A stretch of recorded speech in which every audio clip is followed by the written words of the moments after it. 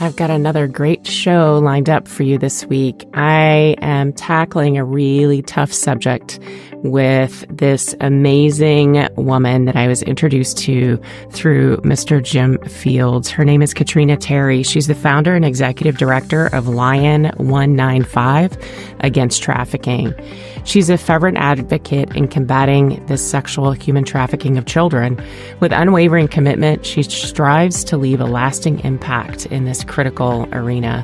Katrina's drive to aid the most vulnerable stems from a deeply passionate place, drawing resilience from a history marked by hardship.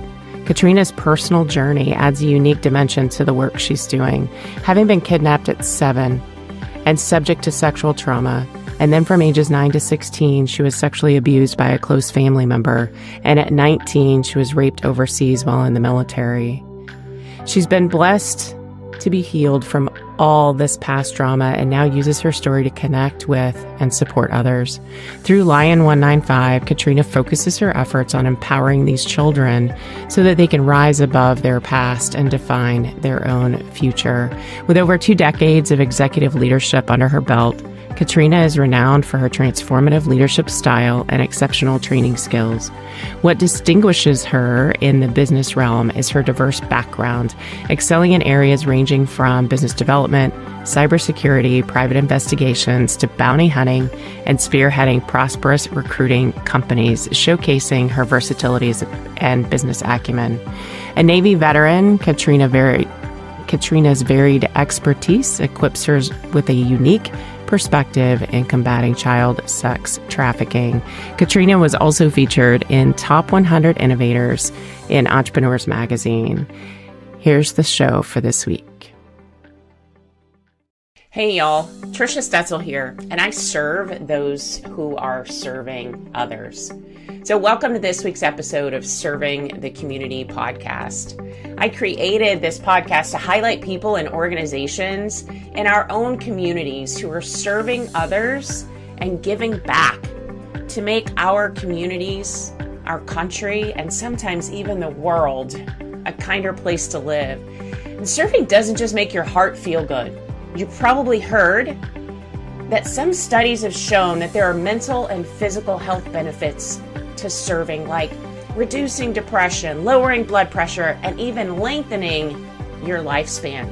Putting other people's needs before yours also strengthens your relationships.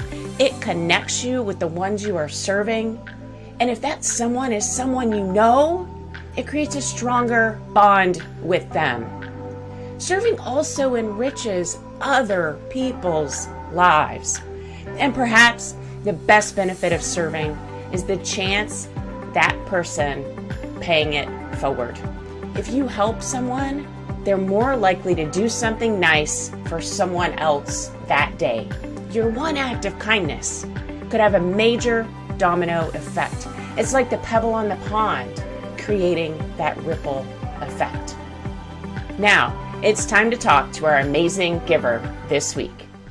Hello and welcome to this week's episode of Serving the Community. I'm so excited about having this guest on. We were actually introduced through a mutual connection that both of us know, which is another coach that I have a relationship, Mr. Jim Fields. Thank you for introducing me to Katrina Terry. She's the founder and executive director for LION195 against trafficking.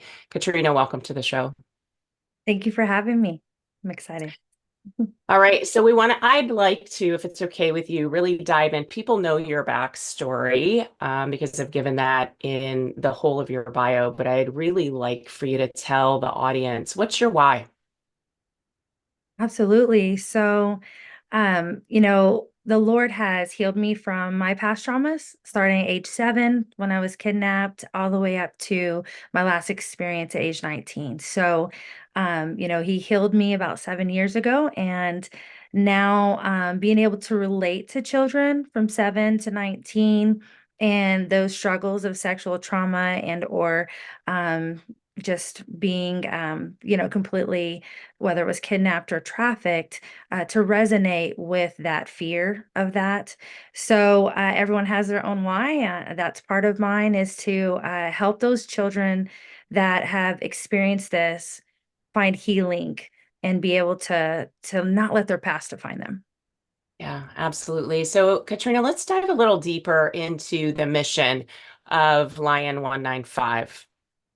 Yes. So we're wanting, well, God's vision is to really have a children's home set up in every state eventually, to where, when funding allows, when the kids come forward, that either the family's trafficking them, which happens quite a bit, or the foster family, or they're brought forth from a rescue team, which we're connected to many, that they need that safe place to know that they're not just going to be put in a more harmful situation because they came forward.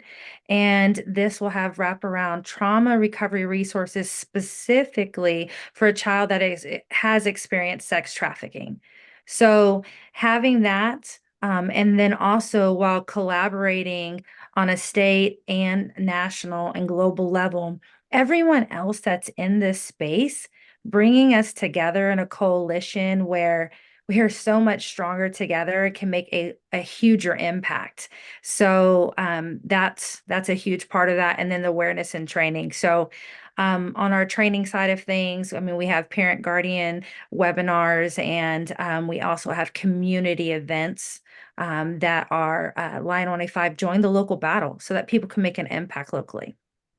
Yeah, and so let's talk about the awareness piece of it, because some people listening may say, not me, never, that'll never happen to me. That happens someplace else. It's not even near me. I've never heard of it. Let's talk more about the real numbers and what's actually going on out there. I know when you and I talked a few weeks ago, I was flabbergasted by some of the things that are happening around us that most of us are just not aware of. Yeah, we live within a bubble thinking that this is not in our neighborhood. This is not in even our country. A lot of people thinks other countries. Well, the US is really way up there, to the top of, creating child porn and different things that cause this to happen. They need to take the children to create this sexual abuse material, and we'll just call it's child rape material. And so I was kidnapped 2 doors down from the house that I lived in. My daughter at age 4 was trafficked by a very close family member, sexually trafficked to her husband, and she was involved in the whole process. So, and my story is not rare in that regards. There's a grandmother even in our city was trafficking all 7 grandchildren in her basement.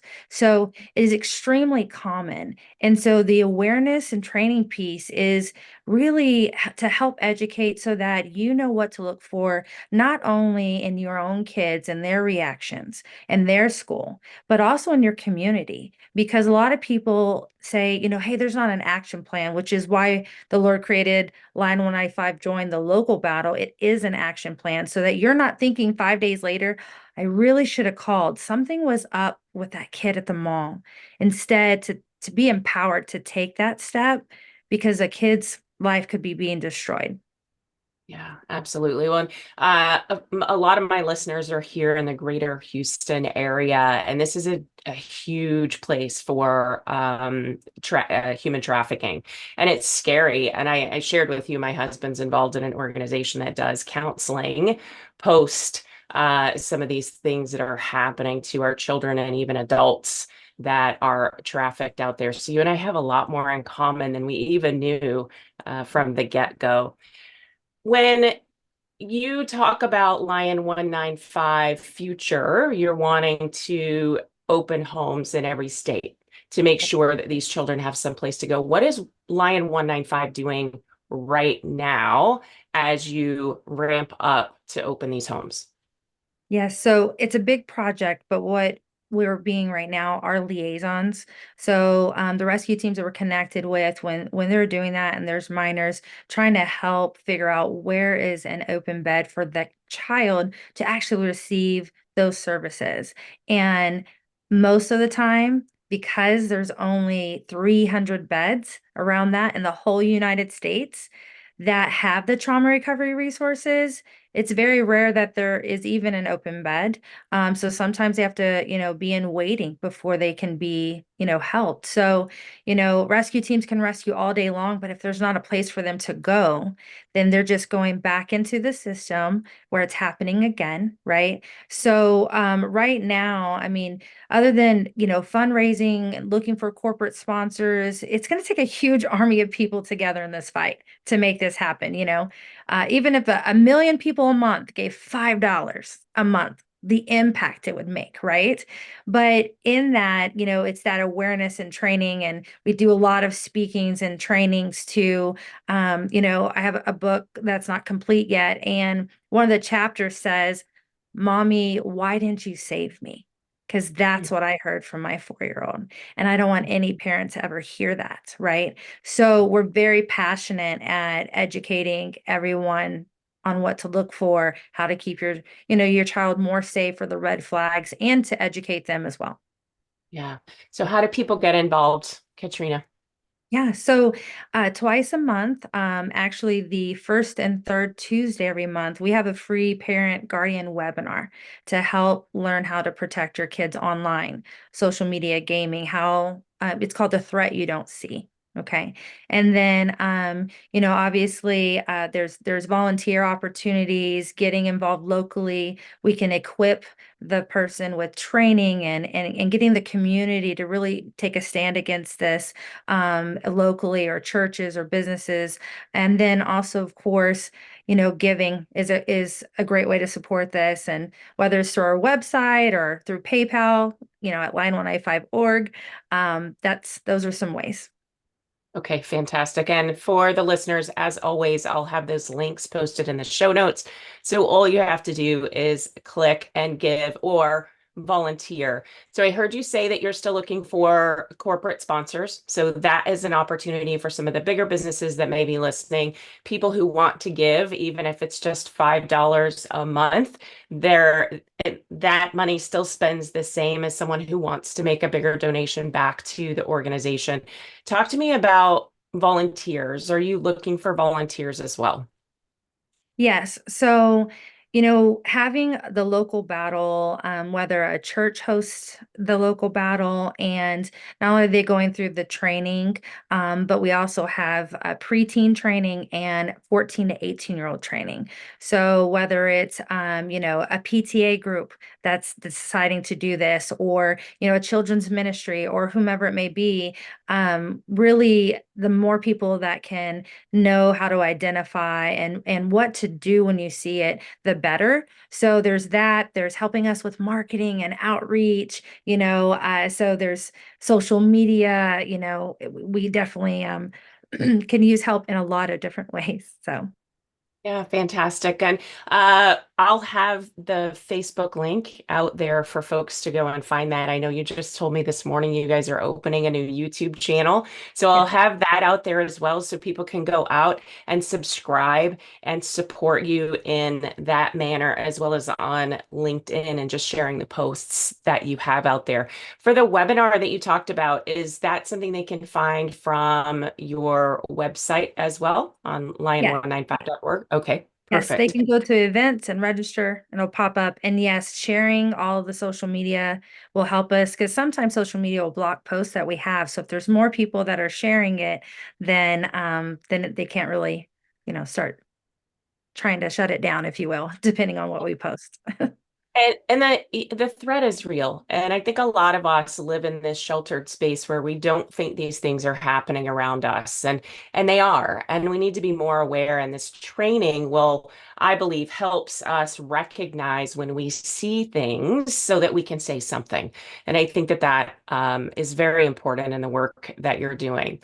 Now, I know you and I share one more thing in common, which is we are both military veterans, and you are also helping military veterans in this space by giving them opportunity. Would you talk about that as well? Yes. So veterans are great advocates for this, because it is an uncomfortable topic, right? And so the passion of veterans being there for our nation and communities, and then helping protect kids because, standing up to like, hey, no, let's talk about it. Legislators, let's talk about policy change. Let's move forward with this.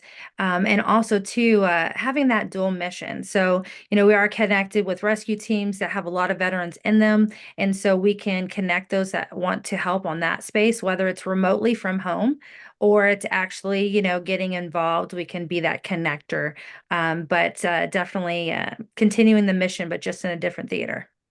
Yeah, absolutely. And when we spoke a few weeks back, I think for me, that passion of you giving these ex-soldiers a mission is so important. Like I just got goosebumps again. And I think that's so important because we see a lot of military veterans come out of the service with no direction and they don't know exactly what they could do next.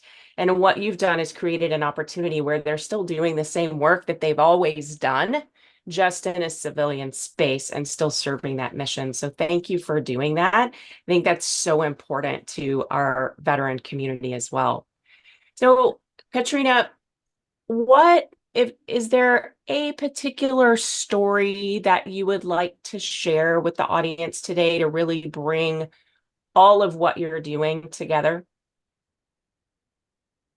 From what context? Oh, well, I can give a holistic approach of Okay, what we're doing. perfect. Yeah, Okay. that'd be great. So, being connected with the rescue teams. So from the intel side of what they're doing to searching to finding, which children are being on commercial sex websites and trying to go that route to help be able to rescue them, whether it's jointly or on their own, and to the aftercare, right? So the the Lord is wanting just to intervene in this horrible crime against children to find them, but then the healing is what truly, truly matters, right? So right now, when foster families receive a kid that's been trafficked and they receive, 2 hours of training, that is by far nothing compared to what they really need.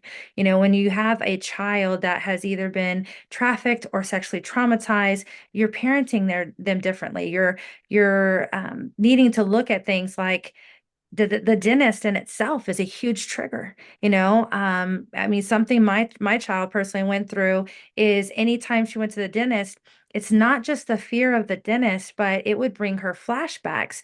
And getting x-rays in her mouth brings flashbacks of him, right? So all the way up to where it's extremely traumatizing. So look, parents, for those signs to maybe have a conversation, because it could be just not the fear of the dentist. So, and it happens so much that these kids that are in the schools, they think this is normal in their family. So they think everyone, we hear this from kids, well, I just thought everyone else was pretending to be happy. But when they got home, it wasn't a happy situation. And they thought that that was just normal. So when we have the homes, we actually can speak up in the schools more to say this isn't normal. So when you do say something and come forward, there are actually a safe haven for you. But we actually can't do that yet because that's not the case. So we don't want to put them in a worse situation than what they were before when they actually was brave enough to say something. Yeah, absolutely. And I heard you talk about the 2 hours of training that these foster parents might receive and how you're trying to change that and create a space where there is way more training well beyond the 2 hours that they have already. And thank you for making those changes. I think it's so important for these children who really need us to advocate for them in that space and protect them, but also help the people who will be taking care of them help protect them because they just don't know. They're not armed with that type of information. And 2 hours of training just isn't enough. It just No. isn't enough. Yeah. And then if it's the family and their child was trafficked or taken, that guilt and that healing is a whole nother process that the parents need along the journey alongside their child. And I know that from experience. It took 10 years of the guilt of hearing my 4-year-old say, Mommy, why didn't you save me? I mean, it's a whole nother level of deep healing that needs to happen, which thank you, Jesus. He blessed me to be healed from all of my past, and my daughter too. So she is healed as well. So, but yes. Thank you for being who you are, for bringing LION195 to the forefront and helping all of these children, not just for your own healing and your daughter, but also for so many others. I think it's so important that we bring awareness, which is why I do this show in the first place, is having opportunities to talk to people like you. So thank you, Katrina, for doing God's work and being here with him and taking care of these children. I do have, and I know I warned you, I do some work in trust leadership. And I think whether you're in a profit organization or a nonprofit or not-for-profit organization, trust is huge. And building that trust is something that we all have to do. So, what do you believe are the key strategies or maybe even practical steps that leaders or listeners can take to foster a culture of trust in their own organizations? Yeah, I think being able to be open, where everyone can feel that they can come to the leaders no matter what. People talk about the open door policy, but it needs to be more with more intimacy than that, than like, hey, if you're having a bad day, I care, and you can really come talk to me about that. And so then that will, if they know that they can open up in that way, then they can obviously open up with, hey, actually, I don't understand this, or they can talk about the struggles they're going through on the job to help fix that, so that they can be a long-term relationship and employee. So I would say to really, not just say an open door, but to actually be that culture of we care. Yeah, sometimes it's scary to say those things, right? As a human being, hey, I really do care. Some of us are better at it than others, but I believe that many people who are listening today to this show probably struggle with being that open with other people, and I think we need to change that. I think this world has lots of space for people to look at each other and say, you know what, I really care. And it's not just that my door is open. I want you to come in. I'm inviting you to come in and have a conversation. And I think And that's and so, maybe if they don't feel comfortable, that leader, and they're like, "That's not me," then designate someone in the organization to be that person, right? And then that way, it's still that company culture of like, they're the prime care advocate in our organization, because we want to make sure that, we're here for you, and also that there's that balance. when I feel like Lion 195 is the epitome of creating trust. You're creating trust with these children who need the help, and you're creating training and trust with the parents who may be taking care of them moving forward, or foster parents, and you're creating trust with these military veterans who can come out and have a job post military and feel like they still can provide or be a part of something greater than them, which is the mission. So thank you for being such a trusted organization, and I'm so excited to get the not only your organization, but the awareness around what's happening in front of my audience. Yes. Well, thank you so much, because, the more people that know, the more people that are aware and can intervene for these children, the better. Because, the bad guys work together, so should we, right? So that's also why the Lord wants the coalition to bring everybody together in this space, leave politics aside, not have to reinvent the wheel, and just lift each other up to make a huge impact and a bigger roar together. So, Yeah. Oh, I love that. So, everyone who's listening today, please share this message with others that you believe need to hear the message. And gosh, share it with everyone, because we all need to hear it. But also be on the lookout for Katrina's book. I know it's not finished yet, but it will be out there. And please go out and support Lion 195 on their social channels, LinkedIn, Facebook, as well as YouTube, which is a brand new channel. All of those links will be posted in the show notes. And I hope that you all will continue to share the message of Lion 195. Katrina, thank you so much for being with me today. I appreciate your time. Thank you so much. And this is a great opportunity. I really appreciate it.